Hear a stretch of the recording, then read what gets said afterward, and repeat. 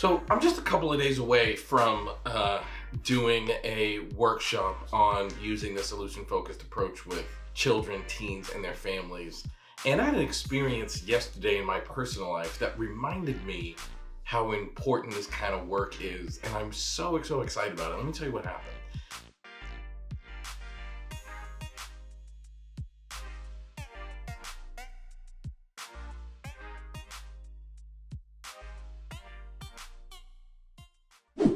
So I moved to Texas when I was about 19 years old at a really difficult time in my life. I was having very difficult times in my family and with interactions with my father, and I was just really lost, sad, and depressed. I spent the previous year really seriously unwell and suicidal, and my mom had a health issue, and we decided to move from New England to Texas because it would be better for her.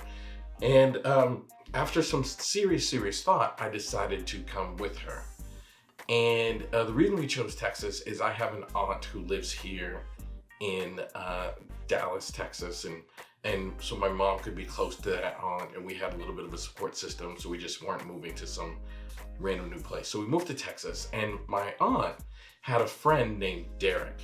And Derek is someone she's known almost her whole life. Derek is originally from Chicago. He had moved to Texas. And she's known Derek forever. And when I moved here, I met this man named Derek at one of the most difficult and troubling times in my life. I only met Derek a few times, and then he moved back to Chicago, and I didn't see him again. I hadn't seen Derek in almost 25 years ago. It was 24 years ago, something like that. I saw Derek yesterday because he had come to Texas to visit my aunt, and I saw him. And as soon as I walked in the room, he said, "How you doing, Elliot?" Now, I hadn't seen him, and he doesn't know anything about what I do for a career in my profession. And the first thing he says to me, he says, "Elliot, what do you do for a living? I always knew you would be successful. I always knew you were gonna be somebody." And I thought, how would you possibly have known that? You met me at a time in my life when I was the most troubled, the most in danger, the most down, and he just kept going on about how when he met me at 19, he knew I was gonna be somebody.